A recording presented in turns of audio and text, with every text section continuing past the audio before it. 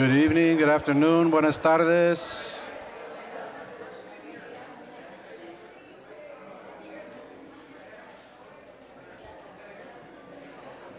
Solo un aviso para que todos, si tienen el ¿cómo se dice? Maquillaje para la interpretación, equipaje para la interpretación van a necesitar. So anybody who needs interpretation equipment outside, please, you can come back inside once you get it.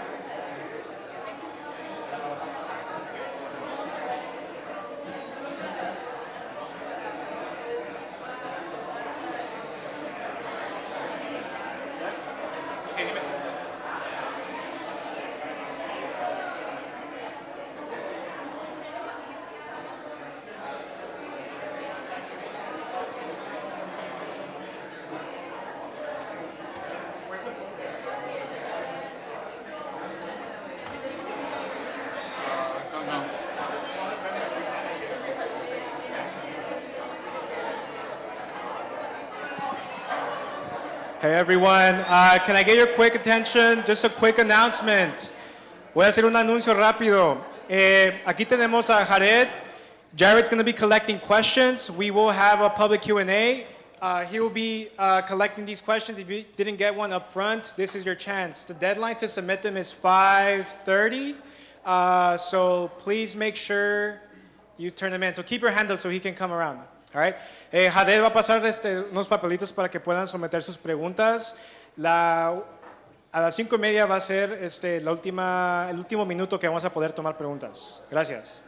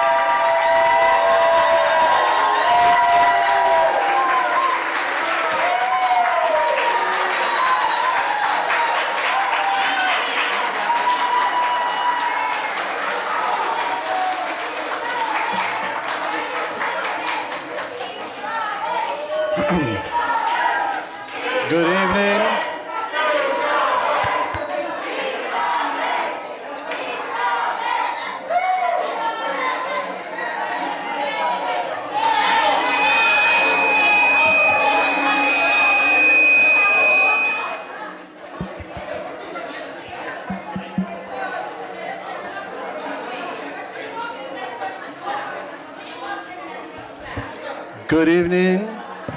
Buenas tardes.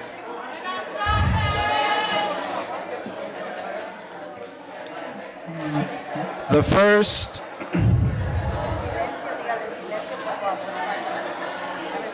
if we could have a moment of silence, please, so we can get started. Hey,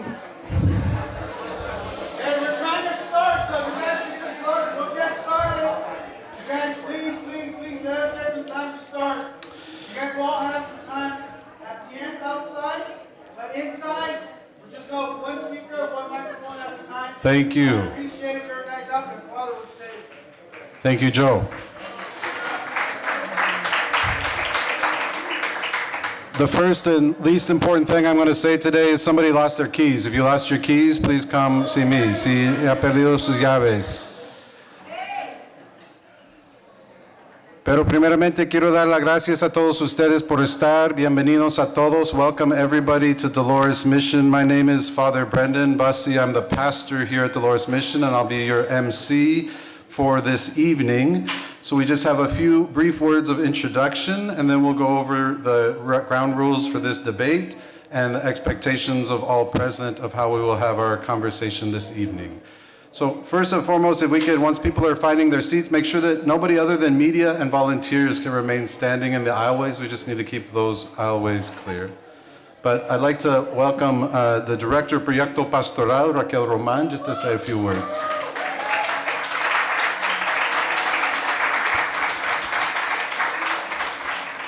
Buenas tardes, bienvenidos a todos. Yo soy Raquel Román, la directora ejecutiva de Proyecto Pastoral en Misión Dolores. Proyecto Pastoral es una organización de base de justicia social que ha estado en esta comunidad por 38 años. En esos 38 años ha habido muchos momentos de pérdida, de lucha, de resiliencia y de perseverancia. Nuestra comunidad refleja una legión de mujeres fuertes, residentes y aliados. Juntos hemos creado una programación para responder a las necesidades de nuestro barrio. Si hoy es su primera vez aquí, levanta la mano. Anybody, first time? Great. Bienvenidos, y Padre va a dar una bienvenida más larga, pero les quiero decir que este santuario en la noche es un dormitorio para 15 hombres, es nuestro albergue. Todas las noches aquí ponemos catres y se duermen en el altar, en los lados. Si ven a los lados hay marcas y esas son las bendiciones de nuestra iglesia. También tenemos 2 centros de educación temprana, nuestro programa de impacto, promesa y comunidad en movimiento, que es la mano de organizar de Proyecto Pastoral. Creo que nuestros antepasados de nuestra comunidad están aquí con nosotros esta noche y están orgullosas y orgullosos de vernos a todos juntos. Uno de los valores rectores de Proyecto es la reciprocidad. Creemos que todo el mundo tiene algo que ofrecer y compartir. Damos la bienvenida a todos a nuestra puerta, porque crecemos y aprendemos de uno al otro. Trabajamos hacia un cambio social más profundo que construya una reciprocidad genuina en cada interacción, expandiendo la comprensión mutua y el amor. El debate de hoy no hubiera sido posible sin el fuerte liderazgo, y voy a mencionar el equipo: Mónica Mendoza, Ignacio Torres, Delmira González, Margarita Amador, Marta Cifuentes, Silvia Patalán, Lilia Costa, Laura Castillo, Matilde Lemus, Lourdes Albarán, Leticia Galván, Cristina Fernández, Elizabeth Flores y Cristina Reina, y por supuesto los compañeros de Alley Voice y Boyle Heights Beat. Es un orgullo estar aquí con ustedes esta noche. Gracias.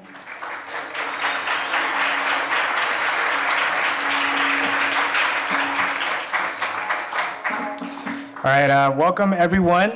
My name is Kevin Martinez. I'm the Community Engagement Director for Boyle Heights Beat. We're Boyle Heights Beat, El Pulso de Boyle Heights. We are a hyperlocal newsroom dedicated to serving the Boyle Heights community and the East Side community as well. And we provide noticias por y para la comunidad in English and in Spanish. As a newsroom, we adhere to the Institute for Nonprofit News Standards that promise editorial excellence in news coverage editorial independence, and financial transparency. Today's questions were brought to you by you all, the CD14 community. Since July, we've been collecting responses through our election beat survey, asking residents what they want their candidates to focus on this election season. Nearly 500 people participated by voting on their top local and national issues, as well as sharing questions for CD14 candidates. Tonight, we are bringing these questions straight to them. Public questions deadline, one quick announcement. We have a couple students are collecting questions for a public Q&A that will happen after the forum and debate style. The final deadline to submit those questions is 5:30 p.m. So you have roughly 10, 12 minutes to submit them. Thank you all for being here.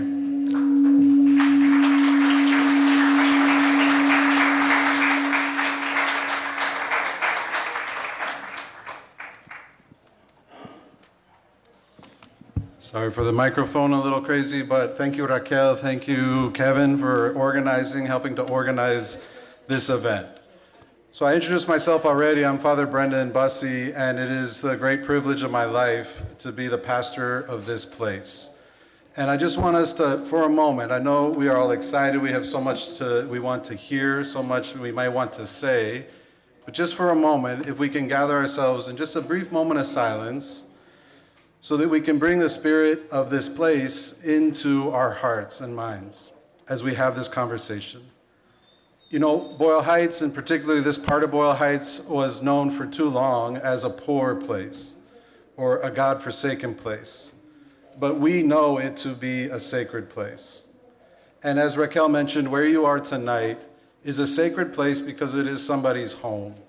And we just ask everyone to hold that spirit as we have this conversation tonight. That we are in a place that we know to be sacred because people who are in need of shelter sleep here and have for the last 40 years. We are in a place that we know is powerful, and we know that power and peace can live in the same space. And we are a place that knows that we are faithful and that we put our faith into action, sometimes in words, but other times in our listening. And we are a place where we want all to feel welcome. Even, and maybe most often, the people that we don't always get along with. Dolores Mission is a place where that spirit lives. And so to keep that spirit, to hold that spirit, I'm here with Delmira, who's one of our longtime community leaders, and she's going to review the group agreements that we have decided, the committee that planned this event, the group agreements that we'll all hold together to make sure that this space is reverenced as it ought to be, a sacred space and home for all people. Delmira.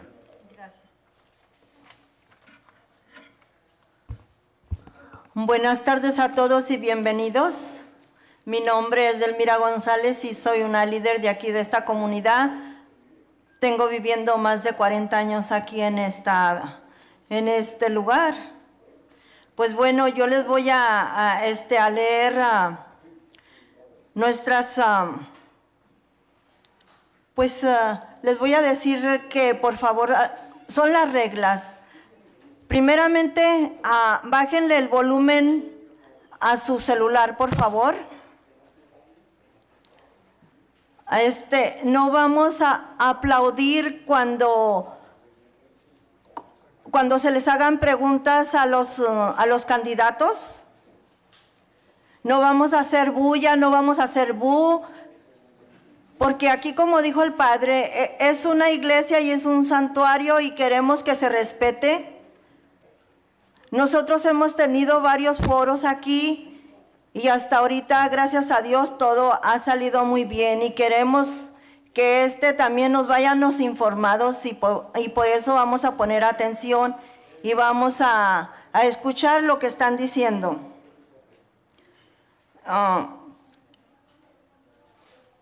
No vamos a ofender a las personas, a los candidatos, a la audiencia. Vamos a tener respeto a los moderadores también. No interrumpir. Tenemos que tener respeto al tiempo de las respuestas. respetar el lugar, como ya les dijimos. Y pues muchas gracias y esperamos que todos los que le dijimos lo tengamos en la mente y respetemos. Porque si no vamos a respetar, vamos a tener que salir para afuera. Y porque aquí ya, como les dijimos, es una iglesia y es un santuario. Muchas gracias.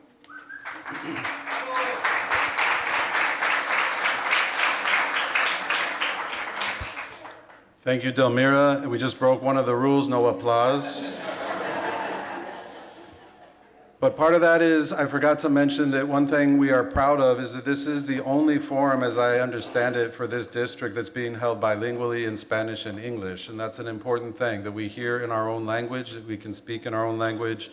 Because of that is why we're asking everybody who needs interpretation to please find it. It's a question of justice for us.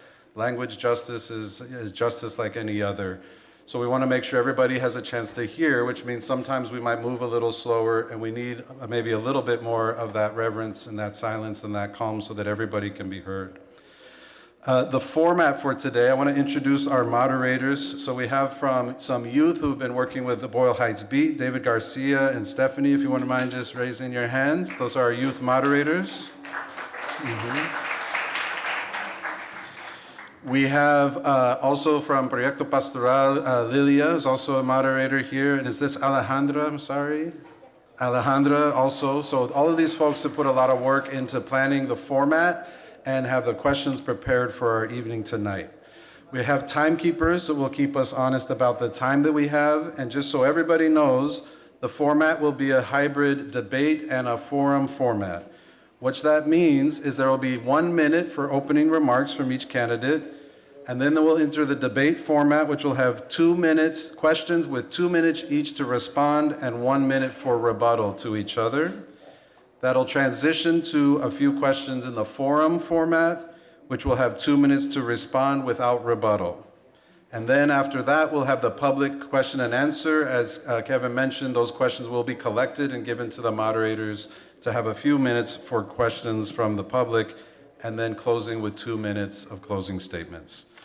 Again, thank you very much for being here. Thank you to our two candidates, Kevin De León, Ysabel Jurado, and I will now turn it over to our moderators to begin our conversation with the first questions.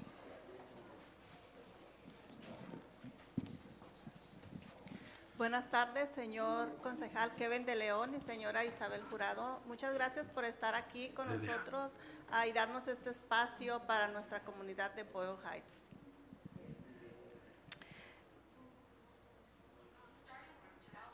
Esta pregunta es para ambos candidatos.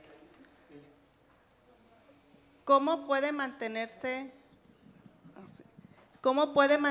responsable y en contacto con los vecindarios que representa?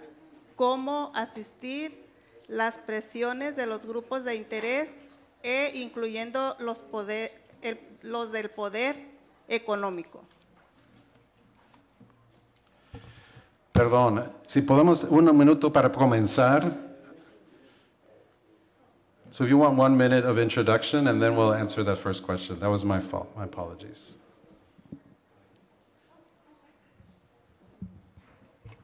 Buenas noches a todos. My name is Ysabel Jurado.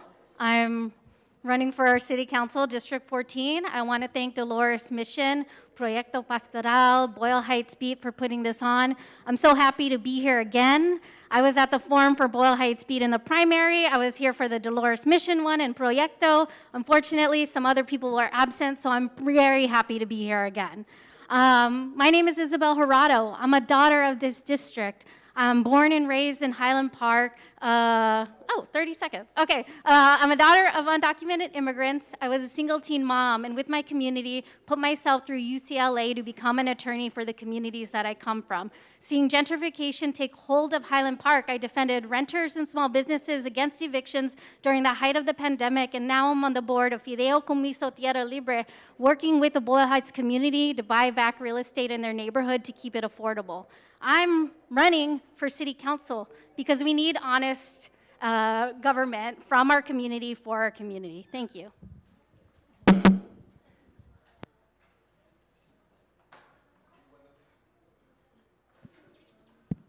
Uno, dos, tres.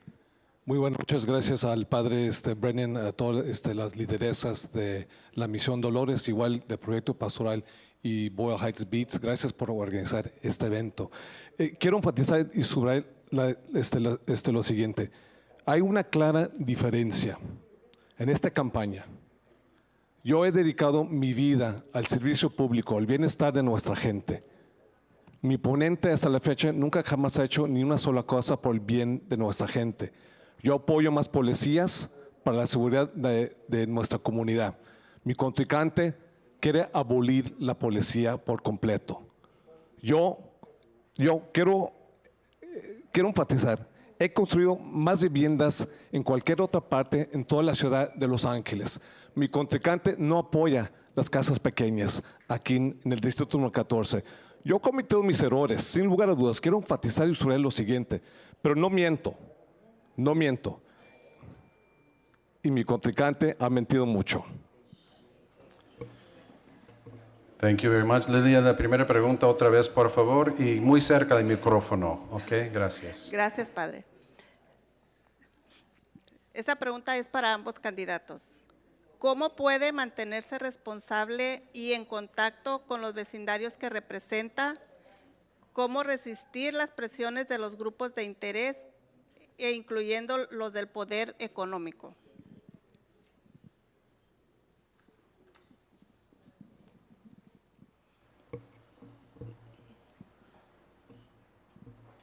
¿Quién primero? La señora Jurado, por favor. Sorry, ¿cómo se llama? Lilia. Okay. Gracias, Lilia, por su pregunta. Oh, wait, I'm hearing the interpreter. They have a question. Oh, okay. All right. To your question about how do you stay in touch with the neighborhood that you choose to represent. I've been in this district all of my life. I'm not from Boyle Heights, but I've invested in people that have been born and raised Boyle Heights and build connections with the First Street businesses, work with the renters, been on the board of nonprofits here to get in touch and know the issues and knocking on the doors. When it comes to resisting pressures of moneyed interest, which has been the curse that has pervaded CD14 for the last council members, the one before this one, who's now in prison for 13 years for corruption. What I do on this campaign is how I'm going to be when I'm in office. I'm not taking any big corporate donations. I'm not taking money from a prison industrial complex or big pharma or these developers that are interested in developing over communities of color. When I say I'm for renters' rights, I mean it because I'm not accepting a dime from them. My opponent is accepting money from mega donors to Donald Trump, who actively work against the interest of immigrants, of renters, and affordability in the communities that we love. I'm not going to use your neighborhood as a talking point. I've been meaningfully intentional with how we hire, having an organizer, having our working group meetings, and coming out to this community to listen. And I think coming out first in the first primary, winning that debate, winning the election and coming first, everyone asked us, how did we do it? And the real answer is we knocked on doors, we talked to people, and we listened to them. And we're going to continue to do that even after elected with our working groups and maintaining these relationships and always showing up, especially when asked to come to these forums whenever you want and having difficult conversations along the way in order to better serve our communities. Thank you.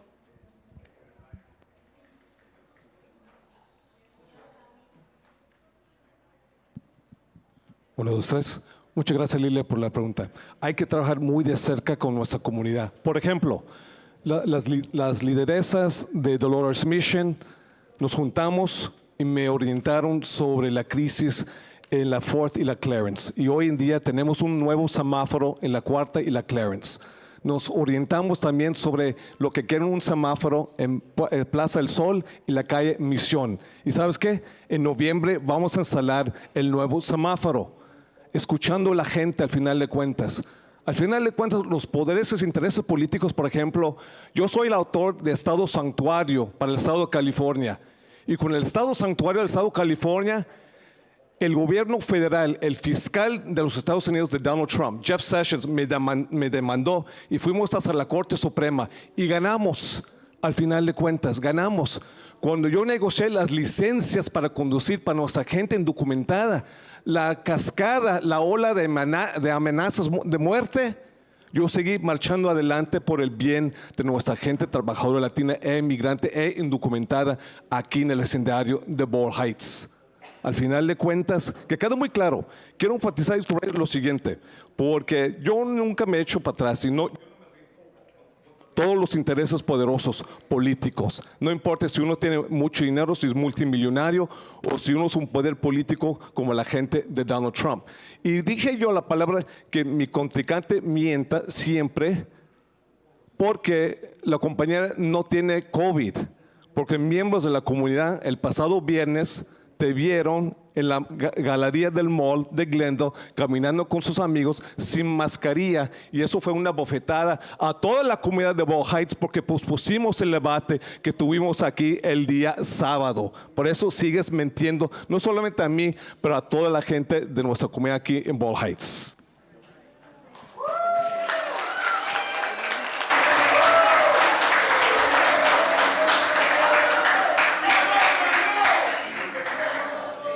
Just a reminder of the rules that we read and agreed to at the beginning of this event.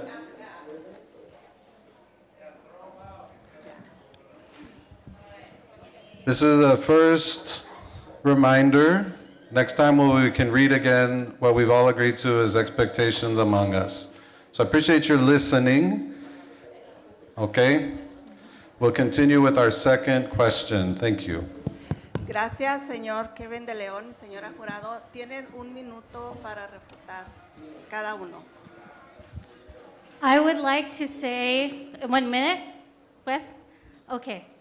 I would like to say, yes, indeed, I did have COVID. And actually, I would hope that you don't talk about my daughter who was at the mall and someone that was following her on that day. And so I think the conversation about what happened on Saturday about someone going to the mall, my father is here. He was here with me, and so is my partner, because I was ill. And so the fact that there's someone on your campaign who's following my daughter to the mall, I think we need to keep that conversation out of your mouth. 30 seconds. When we talk about our council member, right, and what his accomplishments have been, it always says just. Because I think he just realized that he is a council member for 250,000 people and realizing that he has to fight for his career and not for this community. We needed a council member who will represent this district 365 days a year, not just the 2 months leading up to an election, accepting money from mega donors and MAGA donors and bringing them to these debates. Thank you. Thank you. 1 minute response. Hazme el favor, Ysabel Jurado. Yo no sé nada de su hija, ni sé su nombre, pero también fueron miembros de la comunidad. Eso fue una bofetada a nuestra gente aquí en el vecindario de Boyle Heights porque pospusieron el debate el pasado sábado. Que quede muy claro. El hecho, lo que es el trabajo es el trabajo. Hemos construido más juegos infantiles, 4 en la Parque Matthew Street, Prospect Park, Ramón García Parque también, igual como Lou Costello. Estamos construyendo un nuevo parque, 12 acres bajo el puente 6. Hemos logrado $200 millones, de los cuales $88 millones va destinado exclusivamente para el vecindario de Boyle Heights. Esos son hechos reales, no es política y ideología, que quede muy claro. Thank you very much. Move to our next question. Gracias a los dos por sus respuestas. La siguiente pregunta también es para los dos. Igual van a tener 2 minutos para contestar, 1 minuto para refutar. El expresidente Donald Trump se ha comprometido a deportar a millones de personas y algunos criticaron a la vicepresidenta Kamala Harris por no responder lo suficiente a la retórica antiinmigrante de Trump. ¿Qué medidas tomarán para garantizar la protección de las comunidades de inmigrantes aquí en Los Ángeles? Señora Jurado, por favor. Gracias. This question is personal for me. Hold on, let me take this off. My father was undocumented when he moved here to follow the love of his life, my mom. And because of his status, his wages were stolen, he was discriminated against, and at one point, ICE had come to get him. And in his hiding, like most immigrants do, you continue fighting in order to give a good life to your children.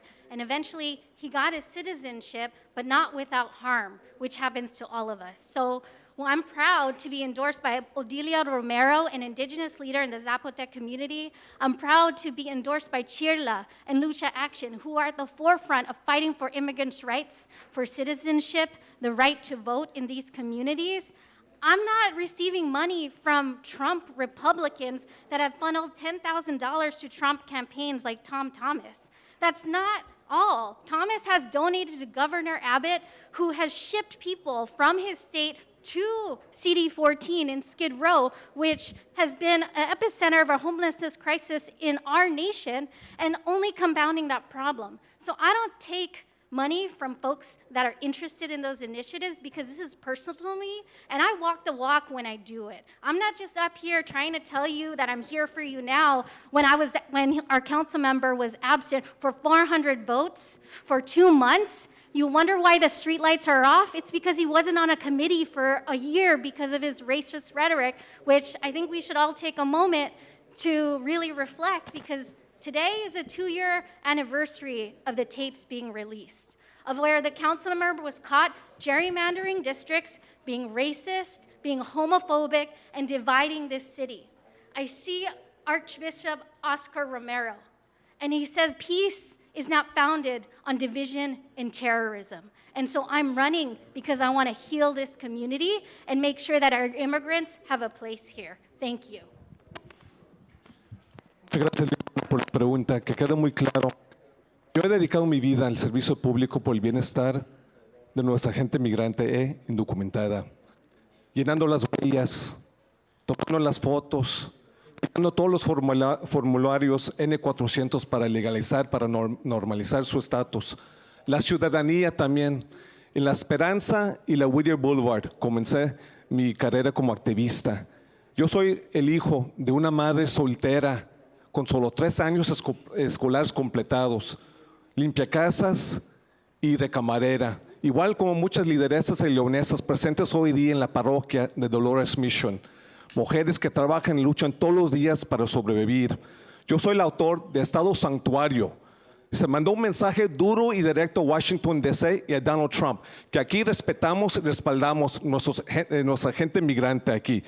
Yo soy el autor, coautor, y yo negocié las licencias para nuestra gente. Y hoy en día, nuestra gente conduce en sus coches sin el temor, sin el miedo, sin la ansiedad que llegue la grúa, o aún mucho más peor, que lleguen a deportar nuestra gente indocumentada aquí en este país. Esos son hechos concretos y fijos por el bien de nuestra gente. No las mentiras. Ni siquiera yo conozco Tom Thomas, esta persona. Sigue de nuevo con sus mentiras esta señorita. Hay una clara diferencia de mi contrincante y alguien que ha dedicado su vida por el bien de nuestra gente, defendiendo los derechos humanos para hacer todo lo posible para promover las políticas que favorece la condición humana de toda nuestra gente, sin importar el color de su rostro, a quién amas, su género y sí, su estado legal, porque somos todos seres humanos que merecemos dignidad y respeto. Thank you. I believe 1 minute response. 1 in every 4 resident here in Boyle Heights is a non-citizen. Most of this district in this community know someone who is an immigrant, whether they're documented or not. And most of the people in this district are facing housing unaffordability and rental issues. So many of my clients who are without status, I represented as an eviction defense attorney, were not only being threatened with eviction, but also illegally with deportation.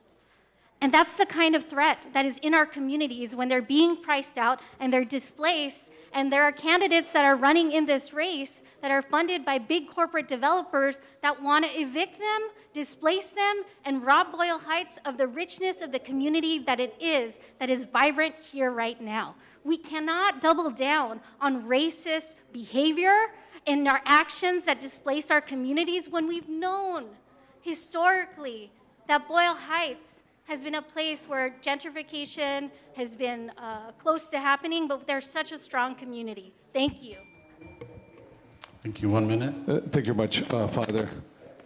Es cierto que yo no fui 2 meses al ayuntamiento, pero sí trabajando en las trincheras por el bien de nuestra gente. ¿El por qué? Porque las amenazas de muerte. ¿El por qué? Porque tus apoyantes andaban encampando enfrente de mi casa por 2 meses. No me dejaban entrar en mi propia casa, que queda muy claro. Sí, es cierto, yo no fui 2 meses al ayuntamiento, pero yo estuve con mi gente todos los días, haciendo todo lo posible, las despensas, la comida para nuestra gente, todos los días aquí en Boyle Heights y el Sereno, la mitad de Lincoln Heights y Highland Park. Y explícanos a nosotros, por 14 años no has votado la 50% del tiempo. Ni siquiera cuando tuviste la oportunidad, no votaste por Barack Obama en el año 2008. Te faltó esa elección. Te faltó la elección del año 2022. You missed the last 14 years, half of the elections. You didn't even vote in 2022, and you missed a historic election to vote for the first African American in the history of the United States of America, Barack Obama.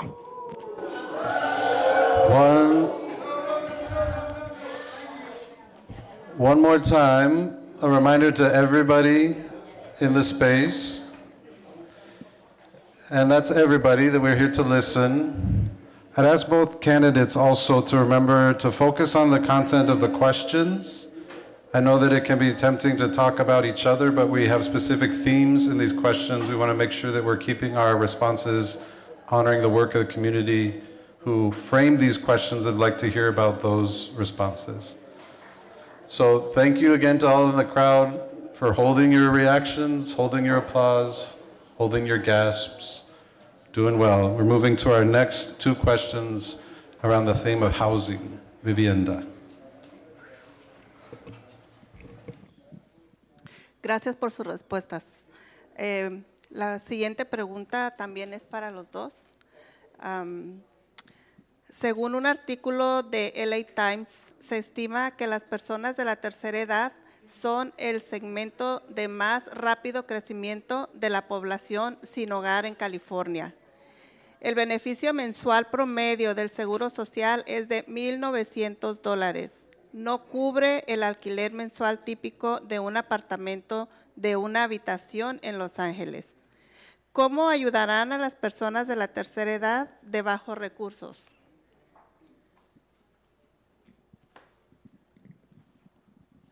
Señor Kevin De León, por favor. Liliana, muchas gracias por la pregunta. Y también yo estoy bien preocupado por nuestra gente de tercera edad, aquí en el vecindario de Boyle Heights, particularmente las madres solteras, particularmente aquellas personas que trabajaron toda su vida para pagar el techo, agua, luz, las mensualidades para sus hijos. Por eso estamos construyendo más apartamentos, pero específicamente apartamentos accesibles para nuestra gente de tercera edad, de muy bajos ingresos, en una colonia, un vecindario humilde como lo nuestro aquí en Boyle Heights. Aparte con eso también, Liliana, lo que hacemos cada mes, y lo vamos a hacer este viernes, repartimos despensas a nuestra gente. Particularmente, quiero enfatizar y subrayar, nuestra gente de tercera edad.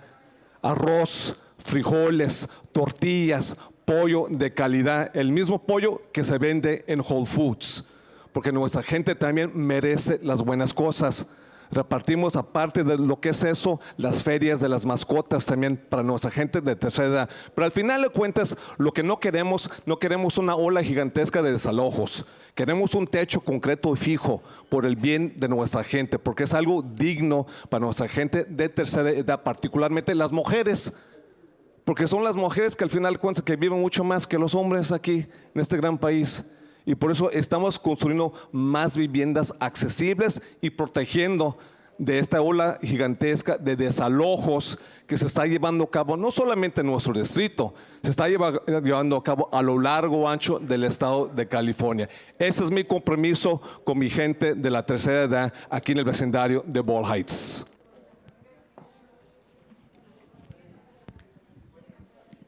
Hold on.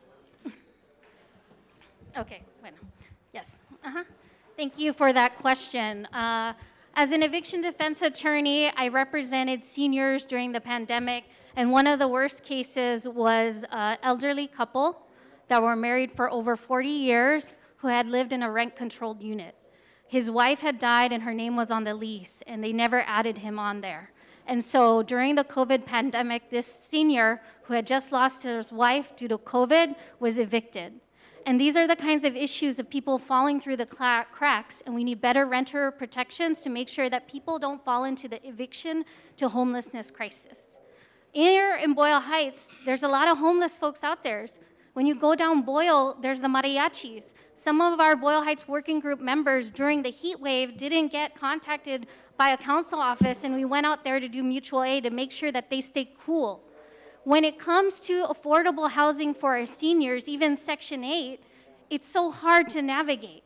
You have to go through so much paperwork. We should have a housing first model that makes sure our seniors get in there and they can stay in there, and the paperwork to follow afterwards. When we look at how to do that and really produce housing, right, and resolve the homelessness that's affecting our seniors, we need partners. We need partners of council members, of which I have 3 council members that neighbor this district, and the endorsement of them, but importantly, the endorsement of the LA County Supervisor Hilda Solis, who has pioneered models which has housed over 1,000 women and reduced the unsheltered women population by under 40%. This is an amazing feature that we could be doing in our district. Our district has spent over $11 million in discretionary funds, $500,000 for mailers. How much do you think $500,000 can do to build housing for our communities, and to do it now? We shouldn't be begging for a better future. Thank you. Gracias, Liliana, por la pregunta. Ysabel Jurado sigue mintiendo, porque estamos liderando a nivel de toda la ciudad más casas para los desamparados. Aquí en la misión, 144 camas, casas pequeñas. Y para los mariachis también. Y aquí tenemos el gran mariachi Ramiro de Jalisco, que está presente con nosotros también aquí presente, que ahorita vive en las casas pequeñas. Él es un mariachi de Plaza Mariachi. También una nueva instalación, gracias Ramiro de Jalisco, mariachi. También una nueva instalación residencial de 77 camas para las mujeres que son víctimas del acoso sexual, del acoso físico, también y psicológico en la State and Bailey. Compramos 2 moteles en la calle Huntington Drive, Titus Inn en Super 8. Estamos liderando toda la ciudad de Los Ángeles, no solamente el este de Los Ángeles. Así que sigue mintiendo. Y las colegas que está apoyando, bueno, gracias. 1 minute response. It's, you know, when we think about North Huntington Drive and the homelessness problem that has happened there with folks that are living in the RVs, one way to attack the problem, I mean, the reality is our working poor are people that we know, that we can't see, that are living in their cars. And in order to resolve the homelessness problem, our council member towed all of the cars on North Huntington Drive of people that live there, not just RVs, having to pay $300 to get their car out of the impound. And at one point, one of the people just donated their car, and they were unable to park on their street for the next month because he didn't give them notice. All of these people were in a working class neighborhood. They're renters. They need their car in order to get to work. One of them works at Costco in Alhambra. This is not the solution that we need to resolve homelessness when it is not smart and it's not targeted, and we're not listening to the community members at hand. We really need to focus on working with our partners that are at the county and the city, and I'm glad to have all the endorsements because homelessness is not a single person's problem, it's all of the electeds. Thank you. Muchas gracias por sus respuestas.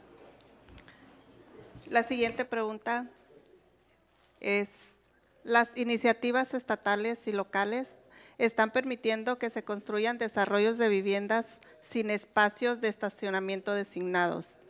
En Boyle Heights, recientemente vimos la demolición del mercado Wabash para dar paso a un proyecto de viviendas asequibles sin estacionamiento designado. Los nuevos residentes tendrán que aparcar en una calle que ya está llena. No hubo opinión de la comunidad para este proyecto. En un vecindario denso como Boyle Heights, ¿cómo se asegurará de que la comunidad no se vea perjudicada por este tipo de desarrollo?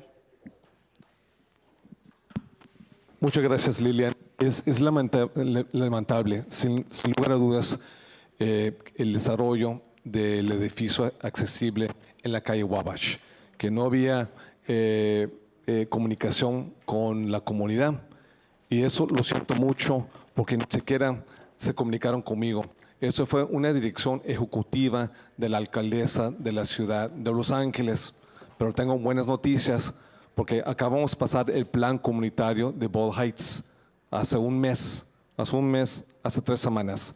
Y estamos cambiando el fórmula para el vecindario de Boyle Heights.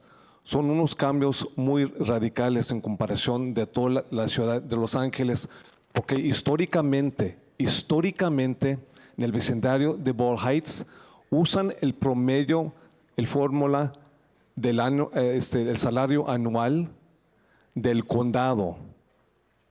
Por ejemplo, si tomas en cuenta Beverly Hills, Santa Mónica, Pasadena, San Marino, están tomando todo el ingreso. Ese es el promedio. Yo cambié eso hace un mes y vamos a tomar solamente en cuenta el promedio salario anual de los residentes del Boyle Heights. Eso quiere decir que cuando construimos los apartamentos accesibles aquí en Boyle Heights, la prioridad son para los residentes de Boyle Heights. ¿Cuántos apartamentos accesibles hemos visto?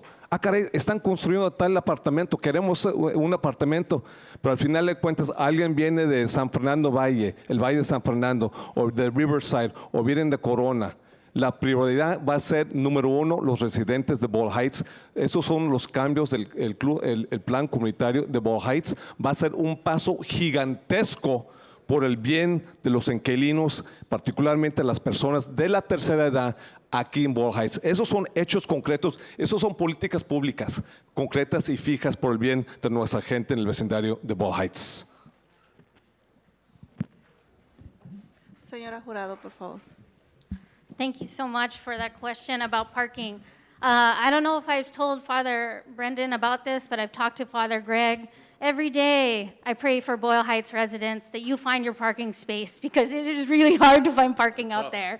But when I talk about these developments that don't include parking, another one is the USC Medical Center, which will employ 1,500 medical professionals without any parking for them already.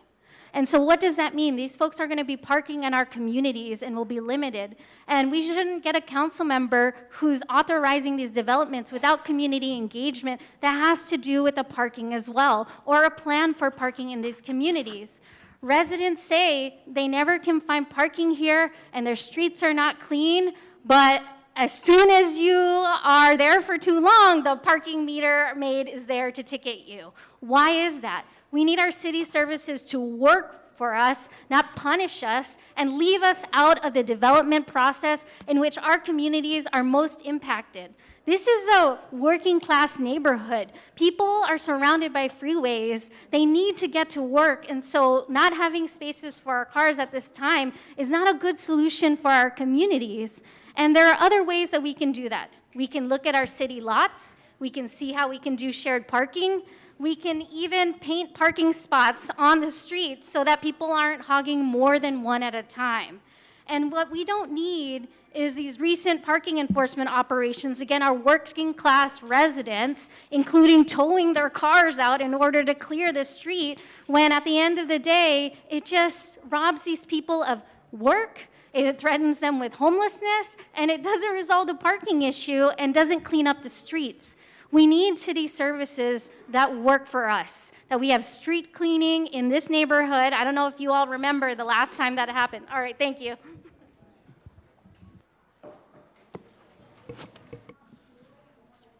Thank you very much, Father Brendan. Let me explain, 'cause maybe you didn't understand. The Wabash development was an executive order, so there was no community input, and I was very saddened about that. I didn't even get an opportunity to have any input on that because it was an executive order. But because of that, we passed the Boyle Heights Community Plan, and that will change dramatically now in Boyle Heights. It's the first of its kind in the entire city of LA, where now we use a priority for Boyle Heights residents for low-income housing. Now we use exclusively your annual average salary for Boyle Heights, not the county average. Not one city council member, including your colleagues who support you, the socialist council members, have that in their own respective districts. And this is the first of its kind in the entire city of LA that will give priority to all of our residents. Just like what happened in Plaza Mariachi. Plaza Mariachi, right across the street, they redeveloped the apartments, and all of a sudden the mariachis were kicked out and they couldn't come back in.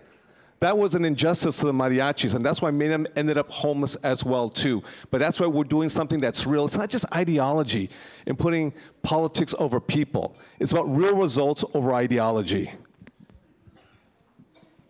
Thank you so much for both of your answers. We will now be moving on to the forum style. You each will have 2 minutes to respond to the question unless the question is directed specifically to only one of you. This question is for Councilman Kevin De León. It comes from a Northeast LA resident. Leadership asks for strong moral compass and courage to face discrimination. CD14 has been plagued by scandal and corruption under elected leaders, including your participation in the secretly recorded conversation that featured racist and disparaging remarks. Why do you deserve the trust of the community, and how do you plan to build the trust with residents? You have 2 minutes. Thank you much, David. Y gracias por la pregunta.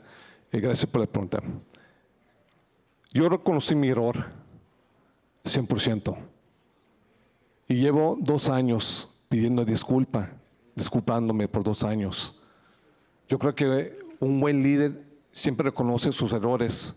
Y cuando reconoce sus errores, pide perdón. Pero lo que hemos hecho en los últimos 2 años es algo muy increíble. Hemos logrado $80 millones y vamos a agregar el lago de Hollenbeck Park y vamos a hacer lanchitas estilo como Xochimilco. Vamos a instalar un semáforo aquí en la Misión y Plaza del Sol. Vamos a instalar luces para ilumbrar desde la primera y toda la Boyle hasta la octava. Desde la octava hasta Evergreen. Grande Vista.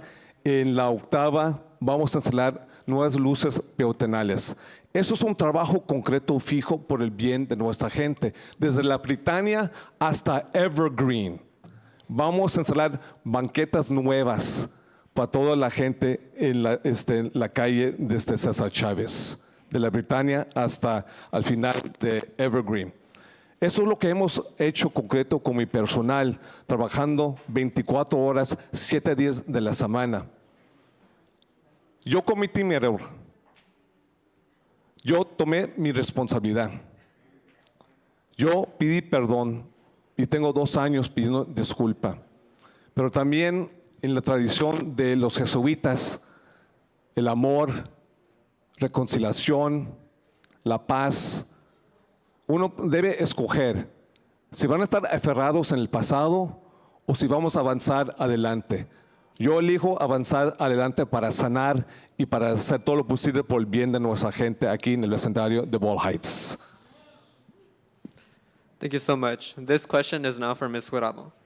Crime and safety was listed as a top local and national issue in our election survey. Ms. Jurado, there have been concerns that your alignment with the Democratic Socialists of America means that you support defunding and abolishing the police. What is your response to these concerns, and what are your plans to address crime and safety in CD14? Thank you for that question. Yeah, I'm proud to have the endorsement of also the LA County Democratic Party.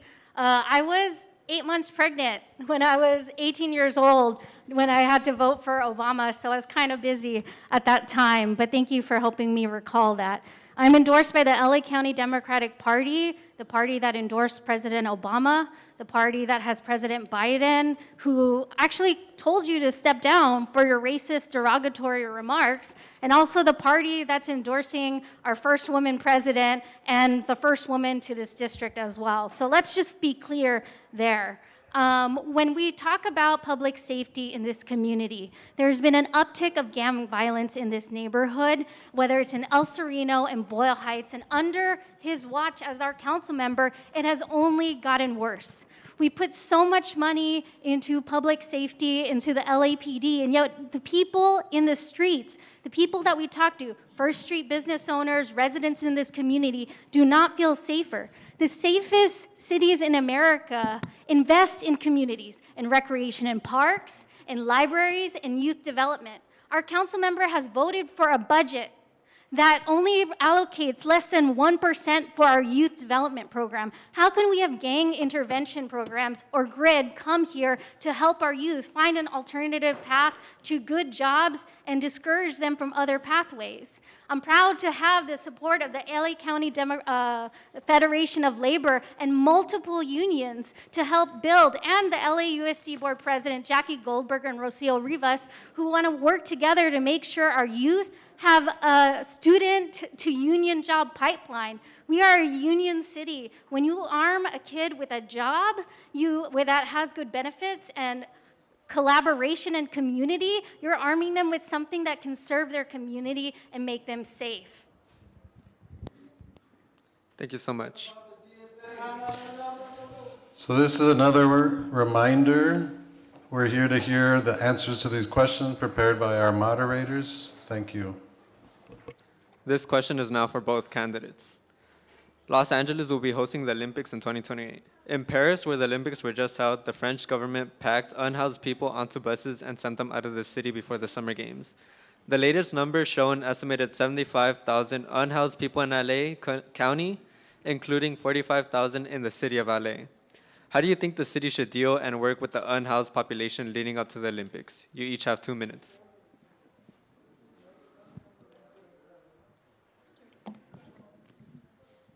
Kevin De León, you may start. Thank you very much, David, for the question. With the Olympics coming in 2028, what we should do is we should continue to house or unhouse, regardless of 2028 Olympics. Irrespective of that, we need to do it for our own community. That's why in CD14, we have reduced our numbers 2 years consecutively. We have built the most interim housing than any place in the entire city of Los Angeles. We built the tiny homes where we have quite a few mariachis because during the pandemic, no había bodas, quinceañeras, no habían fiestas, nada. We built the residential center on State and Bailey Street, 77 beds for women. We bought 2 motels, and we also built Eagle Rock. These are what my opponent calls sheds. But we have led the entire city of Los Angeles, and we will continue to progress and advance. We had encampments, the RVs around Evergreen Cemetery. We took 30 of them, and we got them housing. We had encampments of RVs over in Rio Vista. We got them out. My opponent will leave the homeless on the streets, and that is the difference between her and I. And we need safety when the Olympics come, but my opponent wants to abolish the police. And this is the 3rd debate consecutively where she will not, fess up to the socialist demand to eliminate the police 100% in the city of Los Angeles. What kind of city can you have if you have no police at all whatsoever? Not even a reduction in police, but eliminating the police altogether. That's nonsensical. But I also voted to help create the first department that's dedicated to youth in the city of Los Angeles. I did that with Monica Rodriguez. We created the first department for youth dedication. And guess what? When that budget comes around, you're going to see a nice budget for the youth. When the 28 Olympics come, we're getting lots of money also, too, that we're going to focus that for our young boys and girls so they can have a pipeline to UCLA or Cal State LA, not to, Pelican Bay or San Quentin or elsewhere. That is my promise to the community here in Boyle Heights.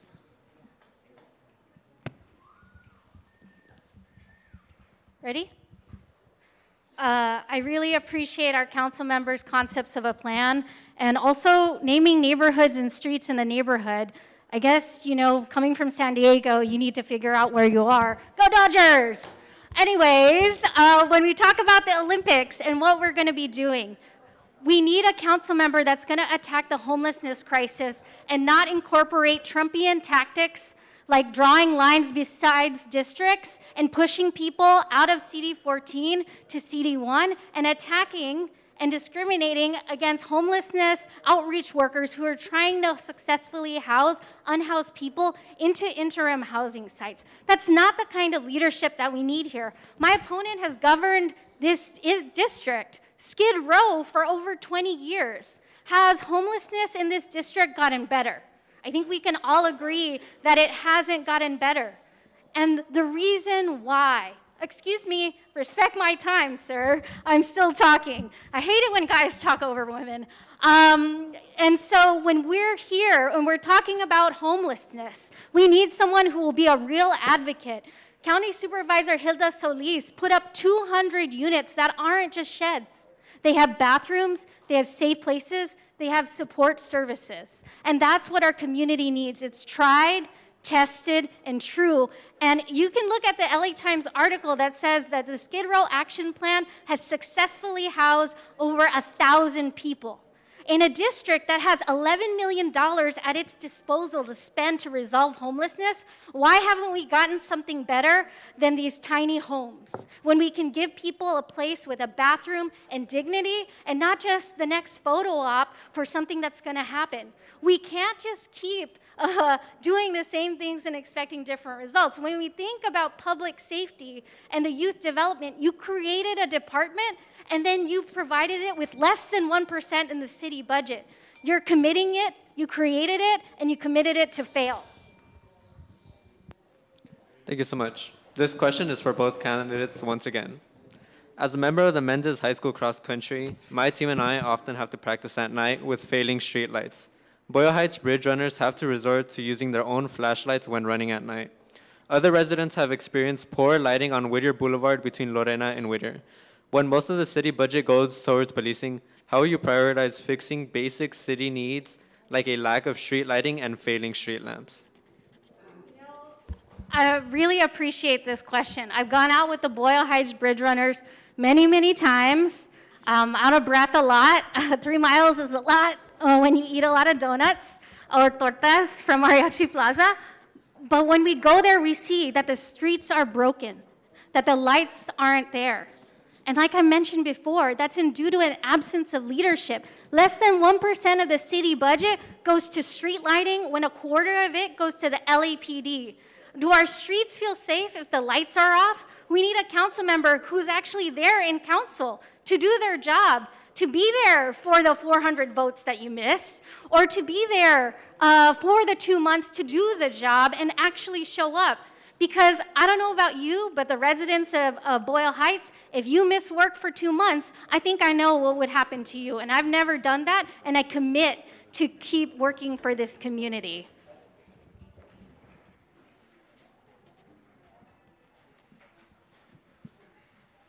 Sorry, that was just a concern about the microphone for the live stream. So just asking Mr. De León to keep the mic a little bit further from his mouth as he's 1, 2, 3. I'll just speak a little louder. Okay. Okay. How much time did I have left? That was it. A minute left. Oh, I still have a minute left? Or 30? Okay, I have a minute. Okay. And we're still talking about street light. We're still talking about street light, and you have 1 minute. Oh, yeah. Okay, yes. So in the beginning of our campaign, because we were canvassing door to door here in Boyle Heights, we started making a fuss, especially we're like uplifting Boyle Heights Beach stories about the street light. It's because we need to invest in these in our communities. And a lot of the residents that we talked to said, even when they called their city council office, they didn't get a response. We need long-term solutions to make sure our city lights are on. Almost half of our city lights that are off in the city are here in CD 14. We need to make sure those lights stay on and have creative solutions that other council members have put forward, like solar, that requires less maintenance. Most of the city lights are out because of maintenance issues. When we don't fund our city lights departments, when we don't fund our street services, then we are not going to have safe communities.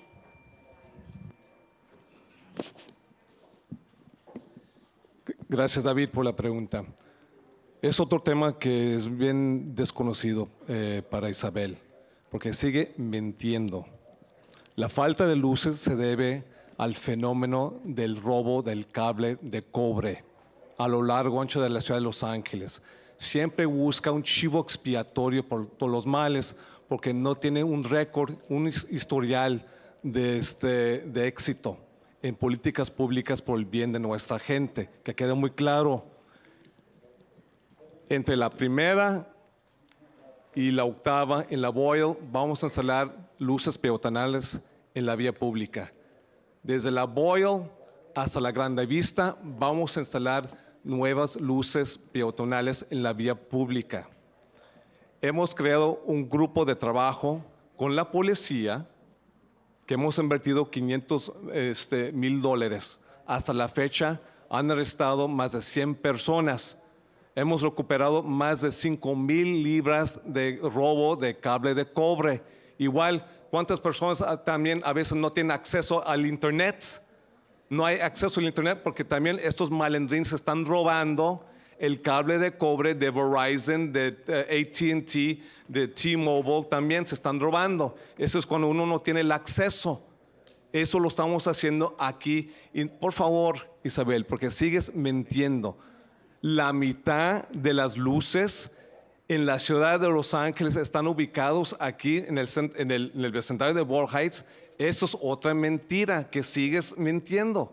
Que por favor, tienes que saber, ¿no?, de lo que estás diciendo antes de mentir en frente de toda la gente y a través del Internet. Que queda muy claro. Mi personal ha hecho un trabajo excelente, trabajando en las trincheras cada semana, cada fin de semana. Hasta la fecha ni has levantado ni un solo dedo a ayudar a nuestra gente, pero nomás vienes con quejas y quejas y quejas y quejas y quejas. Quejona. So,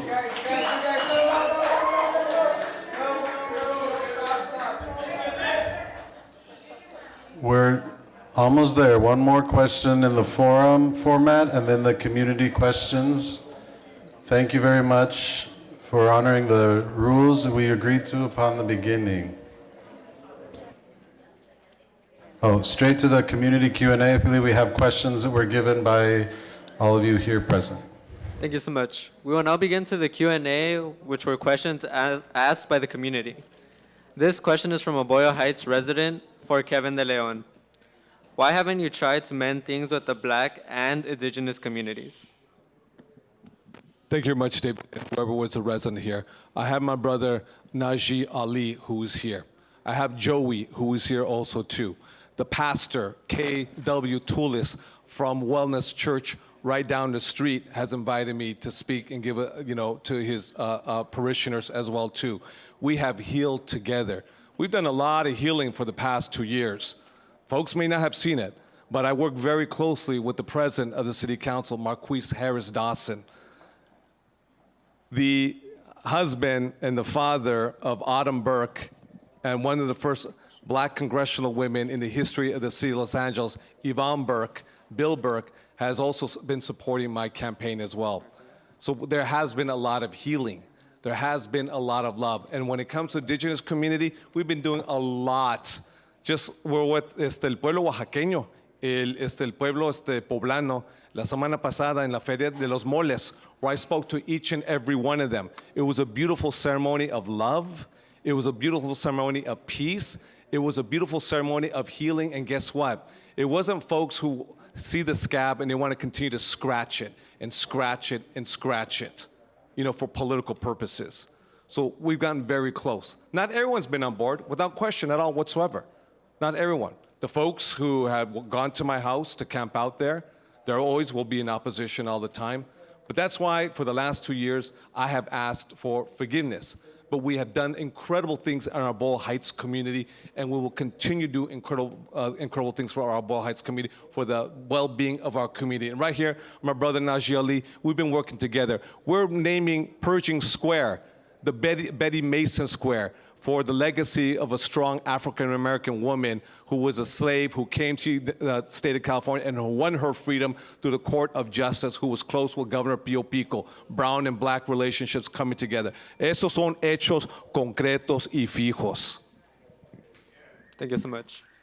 This question comes from a CD14 citizen directed to Ysabel Jurado. Could you please respond to the residents' concern about your support for defunding the police? I just want to be clear that I've never said that.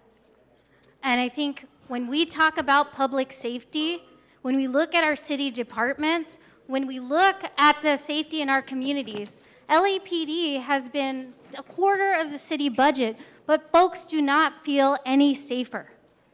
They are, even when you talk to them in their contract negotiations, they're being overburdened with too many duties that are not within the purview of what they're assigned to do. They're sometimes marriage counselors, they're homelessness outreach workers, they're mental health workers, and first responders for our homelessness crisis. But that shouldn't be the case. We should be creating good union jobs in the city and the county and working together to make sure that our first responders are folks that are equipped with that so that the police can focus on the most violent crime, which we know in this community is gang violence. It's such a deep-seated issue. It takes a lot of time and effort.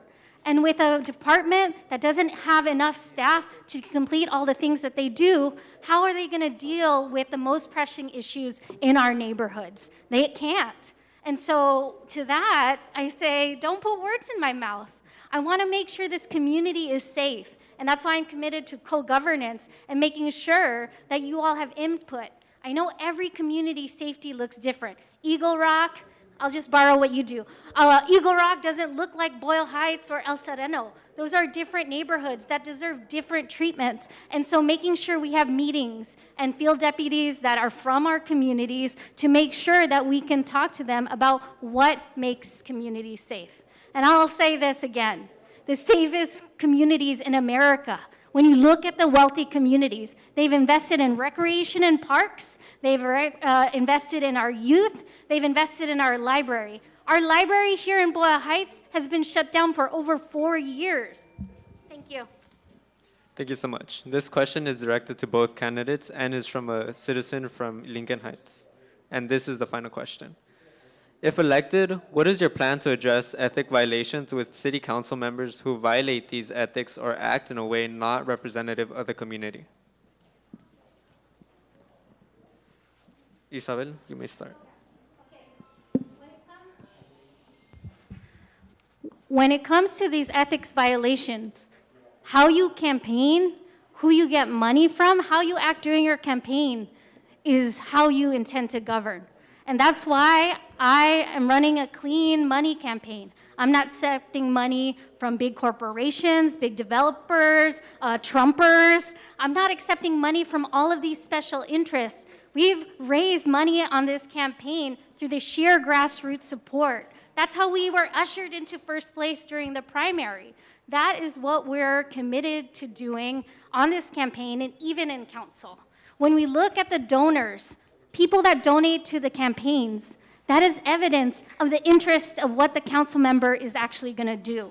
When you're funded by slumlords, luxury developers, Trumpers invested in anti-immigration tactics in our city and in our country, that's evident of what you're going to do when you're in council because you've been bought.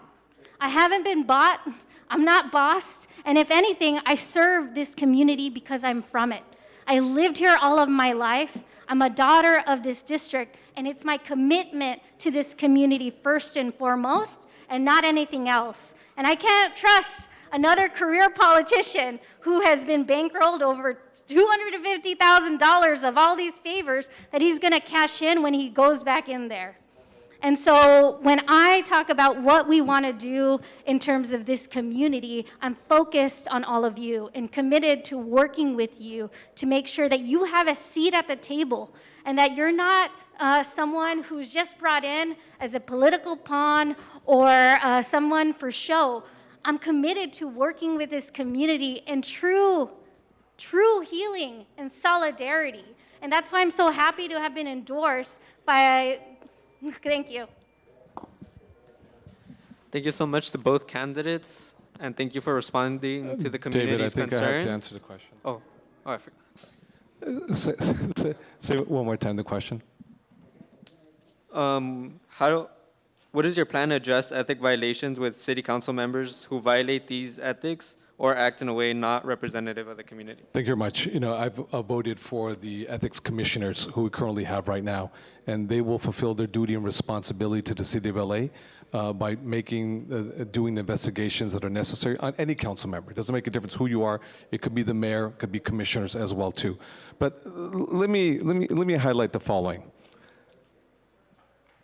Soy, según Ysabel Jurado, anti-inmigrante, pero yo he dedicado mi vida al servicio público por el bienestar de nuestra gente, en contra del 187, en contra de Donald Trump, Estado Santuario, las licencias. Soy en contra el pueblo humilde de Ball Heights, según Ysabel Jurado, pero hemos logrado parques, nuevos parques. Hemos logrado $88 millones por bien. Repartimos despensas para nuestra gente. Pero según sigue con las mentiras. Porque Ysabel Jurado hasta el año pasado nunca ha llegado a Ball Heights. Es la primera visita, fue el año pasado a Ball Heights en su vida. Y esa es la gran diferencia. Esa es la gran diferencia. Cuando estamos hablando sobre el bien. Esa es una campaña política por el bien de nuestra gente, porque lo que está en juego, lo que está encima es el presente y el futuro de nuestra gente, no con retórica vil o repugnante o retórica hueca, pero sino hechos concretos por el bien de nuestra gente trabajadora latina emigrante en el vecindario humilde, el vecindario increíble de Ball Heights. Y sabes que también yo nací en la ciudad de Los Ángeles, en el centro de Los Ángeles, California Hospital. You can go look up the records if you want. Thank you so much, both candidates, for answering the concerns of the people. We will now move on to closing statements. You each have 2 minutes to talk. Kevin De León, you may start. Thank you very much, David. Father Brennan, as well as to all of our moderators, thank you very much. Amigas y amigos de la parroquia Misión Dolores, a todas las lideresas y las leonesas del proyecto pastoral, gracias por honrarme, por la presencia, por estar aquí con ustedes hoy día en este debate tan importante por el presente y el futuro de nuestra gente. Lo que está en juego es el bienestar de nuestra gente trabajadora. Hemos trabajado los últimos 4 años por el bien, construyendo viviendas para nuestra gente desamparada que sufren de condiciones de calle, repartiendo cajas de despensas para nuestra gente de tercera edad, recogiendo toda la basura que tiran o vienen de otras ciudades a dejar en la banqueta, en los callejones, dejan ahí sus muebles, sus pantallas de televisión. Y tengo un equipo con 9 camiones que estamos recogiendo basura todos los días aquí en el vecindario de Ball Heights y el resto de lo que es el distrito número 14. Tenemos más trabajo que hacer, sin lugar a dudas, pero el futuro es brillante.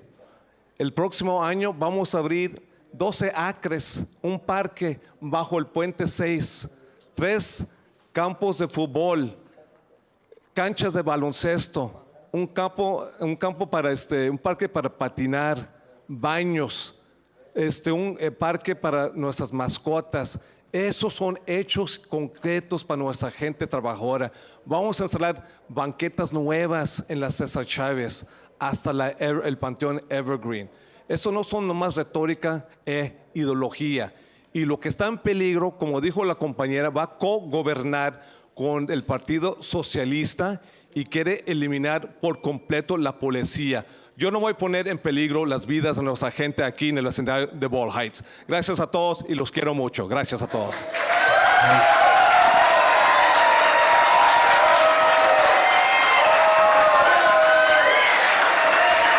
Thank you.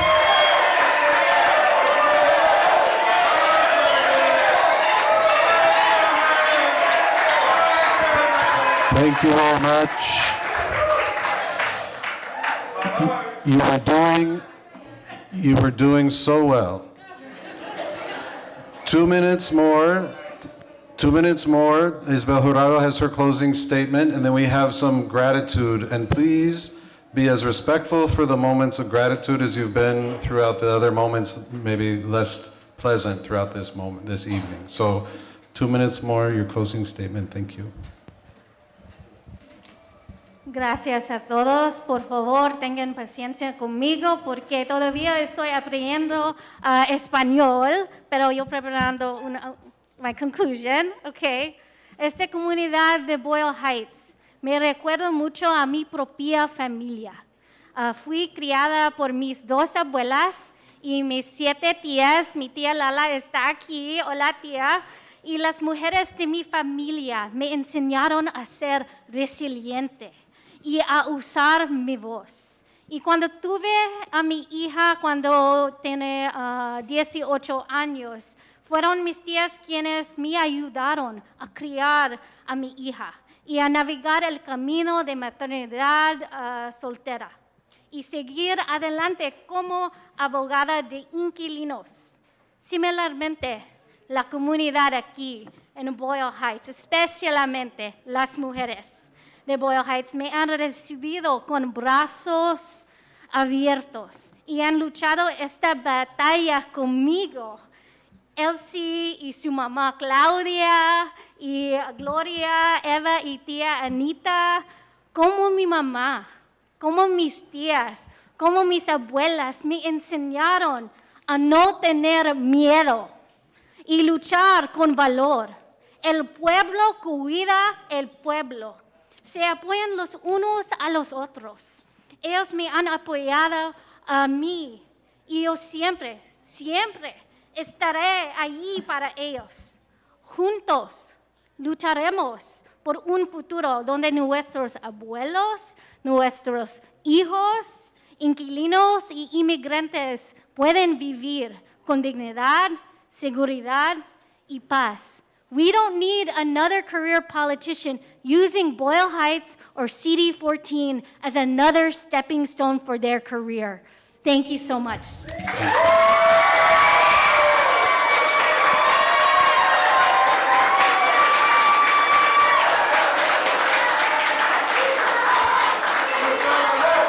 Thank you. Thank you. Thank you. Thank you. Thank you. Thank you. Hey, you guys, do me a favor. We're almost done. We're almost done. We're almost done. You guys are welcome to be outside, but let us finish in here. Let us finish in here. So- I thank you guys. We didn't have to kick anyone out, but thank you guys. Let's just finish this.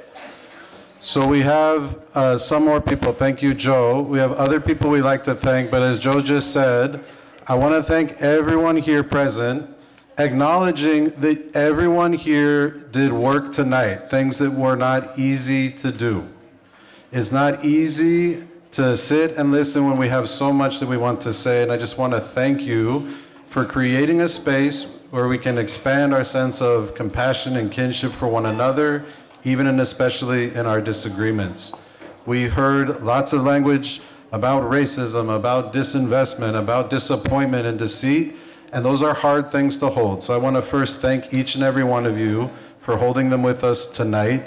I'm going to invite Raquel Roman once more to give some thanks, and Kevin from Boyle Heights Beat.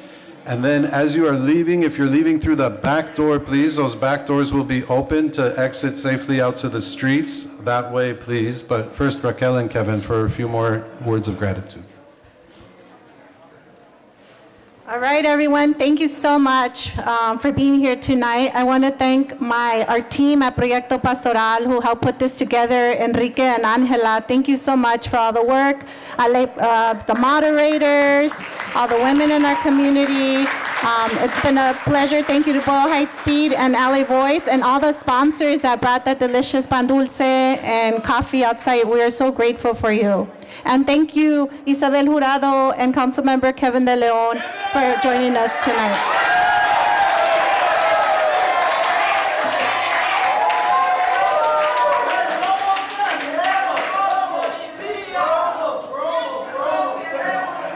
almost there. This is the final, this will be the final statement. I just want to say, once again, thank you to everyone that put this together. We are Boyle Heights Beat. Give us a follow us on Instagram, Facebook, follow our website for our election coverage, and we'll see you soon. Thank you.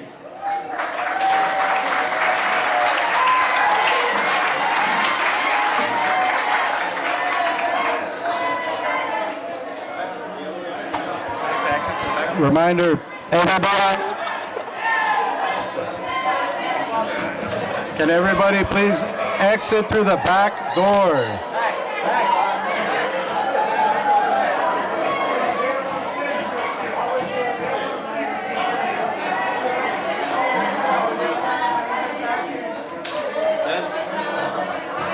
Hey, Neil.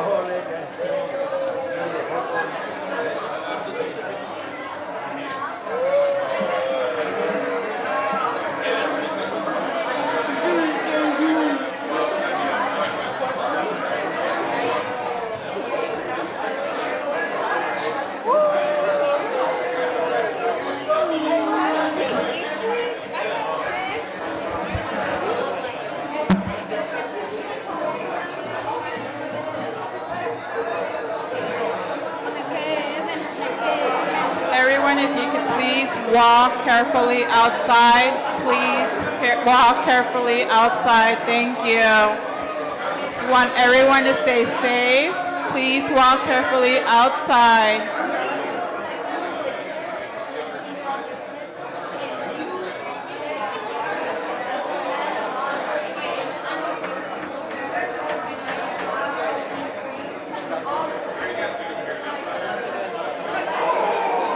Thank you, everyone. Please walk carefully outside. Thank you.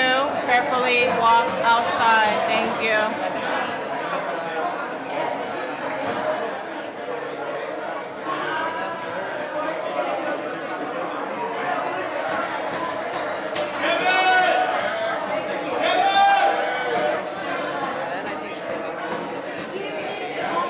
Thank you, everyone. Thank you. Please walk carefully outside. Thank you.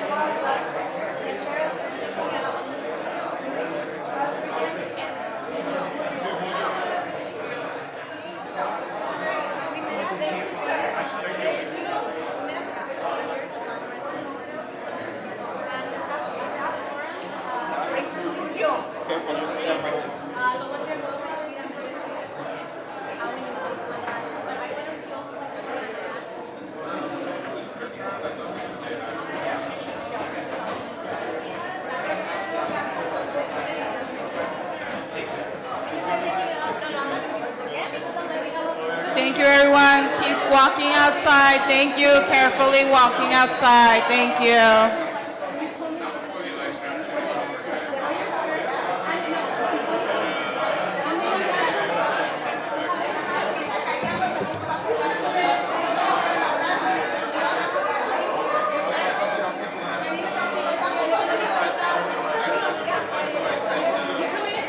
Keep walking outside, please. Thank you.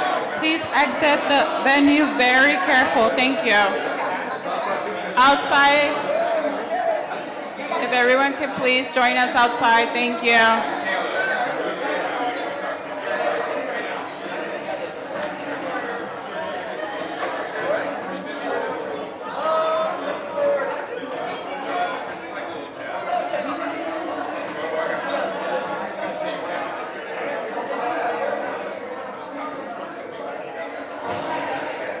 Thank you, everyone, for keep going outside. Thank you for walking outside carefully.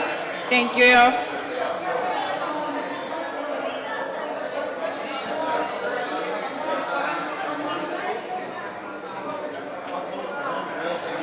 Everyone, if you could please start making your exit. Thank you.